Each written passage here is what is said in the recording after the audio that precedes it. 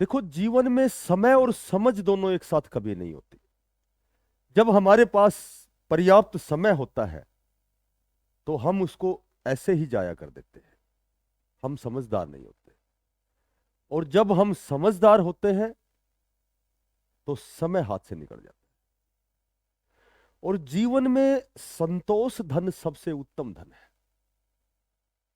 वो कहते हैं कि गोधन गज धन बाजी धन और रतन धन खान, और जब आवे संतोष धन सब धन धूरी समान। नमस्कार प्यारे बच्चों।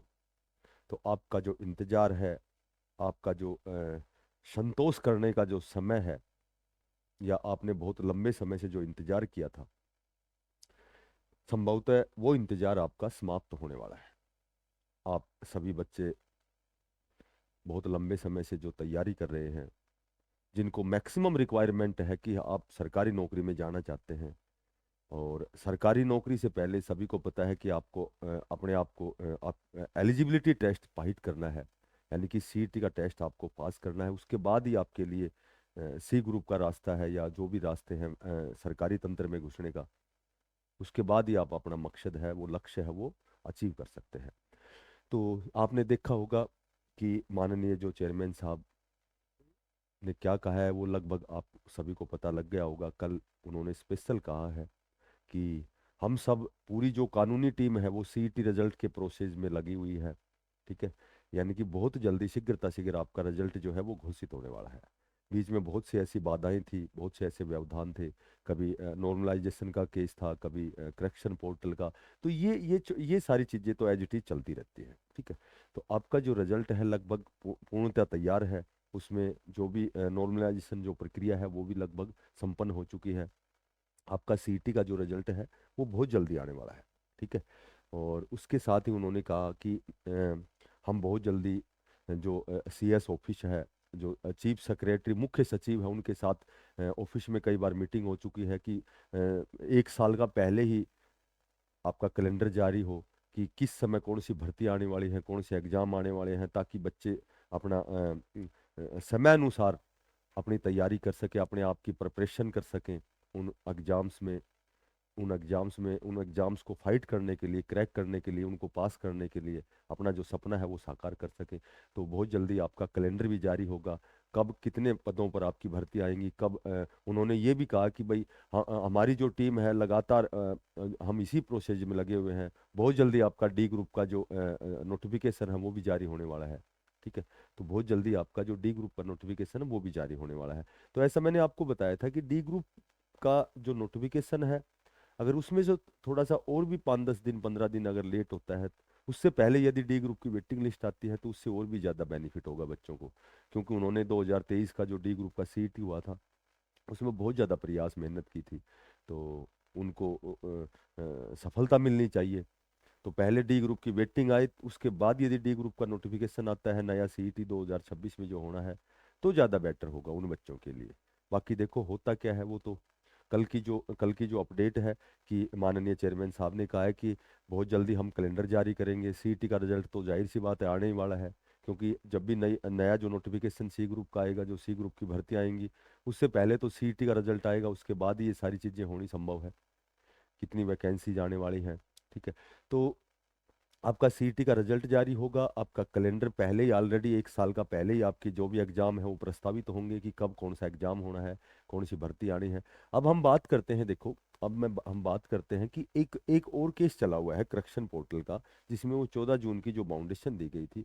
तो उसमें भी मैं आपको बताता हूँ, बहुत ज़्यादा चर्चाएं, मंत्रणाएं, बहुत ज़्यादा वार्तालाप, विचार विमर्श चलते हैं कि ये 14 जून की कंडीशन हटाई जाए। 3-4 दिन का समय दिया जाए उन कैटेगरी कैंडिडेट्स को जिन्होंने आनन फानन में, जल्दबाजी में, जिन्होंने जर्नल में फॉर्म भरा था। तो देखो पिछली बार भी ऐसा हुआ था जब 4 गुना की कंडीशन थी, तो उस समय फॉर्म जो मेन एग्जाम के लिए जो 4 गुना की कंडीशन बनी थी, उससे पहले जो आप बच्चों से फॉर्म फिलअप करवाए गए थे, उसमें भी कंडीशन जो कैटेगरी को मेंशन करवाया गया था कि किस कैटेगरी से बिलोंग करता है कैंडिडेट।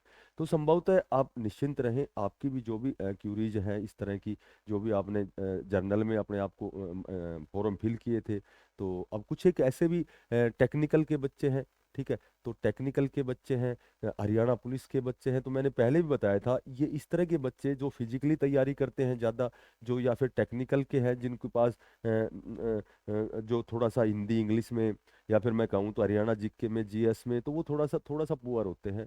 तो उन्होंने संभवतः कुछ मार्क्स उनके कम बनते हैं। और उसके साथ ही जब चार शिफ्ट है, तो जाहिर सी बात है, जब शिफ्ट चार है तो ये भी संभव नहीं है कि चारों शिफ्टों का पेपर का जो स्तर है वो सेम हो जाए। तो ऐसा कभी नहीं हो सकता। एक ही पेपर हो तो बात अलग है, यदि दो भी शिफ्ट होती हैं तो दोनों में कुछ न कुछ 19-20 का फर्क होता है। तो यहाँ सभी को पता है पहली चौथी शिफ्ट जो है थोड़ा सा डिफिकल्ट स्तर की है, थोड़ा सा कठिन लेवल की है। ठीक है। तो यहाँ यहाँ यहाँ दोनों शिफ्टों में भी ऐसे बच्चे हैं जो टेक्निकल के भी हैं, हरियाणा पुलिस के भी हैं। तो वी नो दैट जर्नल में 100 में से 50 मार्क्स क्वालिफाई एलिजिबिलिटी टेस्ट के लिए, और बाकी जो कैटेगरी है उसके लिए 40% है। ठीक है। तो अब कैटेगरी के बहुत से ऐसे बच्चे हैं जिनके 35+ नंबर भी हैं, 36 है, 37 है, 38 है, तो वो भी इस तरह की बातें बार बार करते हैं थोड़ा सा। वो भी सोचते हैं कि कहीं हम डिस्क्वालीफाई ना हो जाए। ठीक है। यदि यदि हम कैटेगरी में भरते तो संभव तो हमारा सिलेक्शन, हम क्वालिफाई करते सीईटी को, तो हम भी 10 गुना की कंडीशन में, क्योंकि टेक्निकल की जो भर्तियां हैं या हरियाणा पुलिस का पीएसटी पीएमटी है, तो वो तो सीईटी क्वालिफाई ही कॉलिंग की जाएगी। तो वो थोड़ा सा असमंजस की स्थिति में है, थोड़ा सा उनके सामने संशय बना हुआ है कि भाई 35+ में क्या हम क्वालिफाई होंगे। तो पहली और चौथी शिफ्ट में तो वैसे मैंने आपको बताया है कि 5 6 7 नंबर वैसे ही आपके जो नॉर्मलाइजेशन है उसमें बढ़ेंगे, 5 6 7। ठीक है। 5 6 या 7, हो सकता है 8 नंबर भी बढ़े। तो वो तो थोड़ा सा ऑल ओवर जब वो देखा गया होगा, ठीक है, रिजल्ट में एवरेज निकाली गई होगी, तो कितने बच्चों को कितने मार्क्स का फायदा हुआ है वो तो रिजल्ट के बाद ही क्लियर होगा। तो यहाँ यहाँ जो जिनके जनरल में 45+ हैं, क्योंकि कैटेगरी के बहुत से कैंडिडेट जिन्होंने जिन्होंने जर्नल में फॉर्म भरे हैं जल्दबाजी में, क्योंकि सरल पोर्टल ना चलने की वजह से, और उन्होंने जर्नल में भरे। तो हो सकता है बहुत से ऐसे बच्चे टेक्निकल के हों, हरियाणा पुलिस के हों, जिनके 45+ नंबर हैं।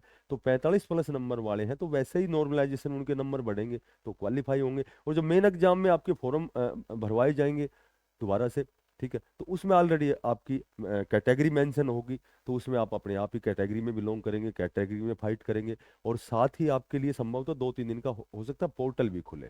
ठीक है। क्योंकि पोर्टल खुले उसके बाद में आप अपनी कैटेगरी जो आपने सर्टिफिकेट अपनी प्रिपेयर की है, तो उसको आप उसमें अपलोड कर सकते हैं। अब हम बात करते हैं, देखो 35+ वाले बच्चे हैं तो पोर्टल खुलेगा तो कैटेगरी वाले बच्चे कुछ तो यहाँ नॉर्मलाइजेशन में फायदा होगा, और कुछ वो कैटेगरी में जाएंगे।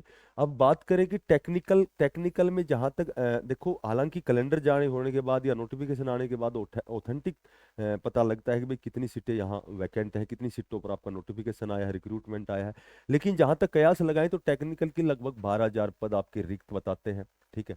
तो ये बहुत से जो टेक्निकल ग्रुप हैं, जो 20 ग्रुप 24 ग्रुप जो पहले आपने देखे होंगे, एलएम एस से है, एलएम है, एस से है, या फिर मैं कहूँ तो फायर ब्रिगेड भी हो गया, एमपीएचडब्ल्यू हो गया, नर्स हो गया, ठीक है, स्टाफ नर्स हो गया, जेई हो गया, दोनों प्रकार के जेई, तो बहुत से ऐसे लगभग 12,000 पद आपके रिक्त बताते हैं। हरियाणा पुलिस में भी लगभग जो 15 प्रकार की जो आपकी सी ग्रुप की पहले जो भर्तियां थी वो तो विड्रा होकर के नए सिटी में चली गई हैं। तो उस समय 5600 वैकेंसी थी, तो लगभग 7 से 8 हजार आपकी जो वैकेंसी है वो हरियाणा पुलिस की आएगी। और बहुत बड़ा नंबर होता है 7 से 8 हजार। तो लगभग 20,000 ऐसे पद हैं जिसमें जो क्वालिफाई बच्चा होगा सीईटी में लगभग वो 10 गुना की कंडीशन को पूरी करेगा। क्योंकि हरियाणा पुलिस में तो पहले पीएसटी पीएमटी होता है।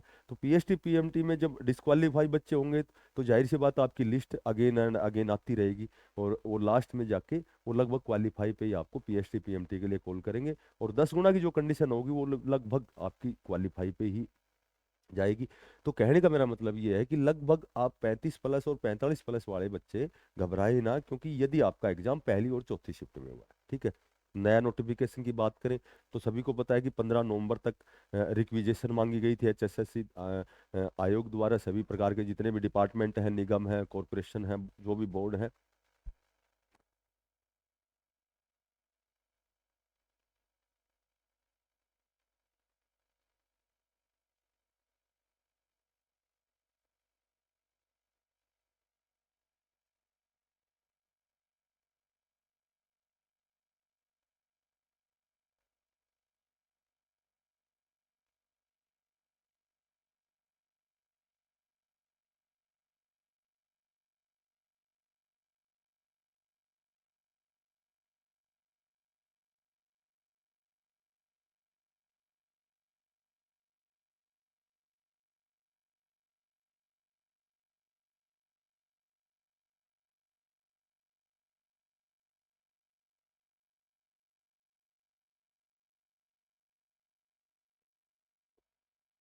कितना कितना टाइम पहले। तो ये भी आपने कल चेयरमैन साहब का वक्तव्य सुना होगा कि हम डी ग्रुप का नोटिफिकेशन बहुत जल्दी जारी करने वाले हैं। इस प्रोसीजर पे भी बहुत काम चल रहा है। ठीक है। तो अब आपके पास समय है, समय रहते आपको समझदार बनना है। ठीक है। और आपका सीईटी का रिजल्ट आते ही आपके तुरंत प्रभाव से सी ग्रुप के नए नोटिफिकेशन आने स्टार्ट हो जाएंगे। अपनी किताबें उठाओ और बढ़िया तैयारी की ओर चल पड़ो। हरियाणा पुलिस की आप बहुत जल्दी आपकी भर्ती आएगी। तो जो भी बच्चे नए हैं, चैनल को जरूर सब्सक्राइब करना, इसको ज़्यादा से ज़्यादा आप शेयर करना। फिर मिलते हैं नई अपडेट के साथ। तब तक के लिए सभी बच्चों को बेस्ट ऑफ लक, सभी को धन्यवाद। राम राम।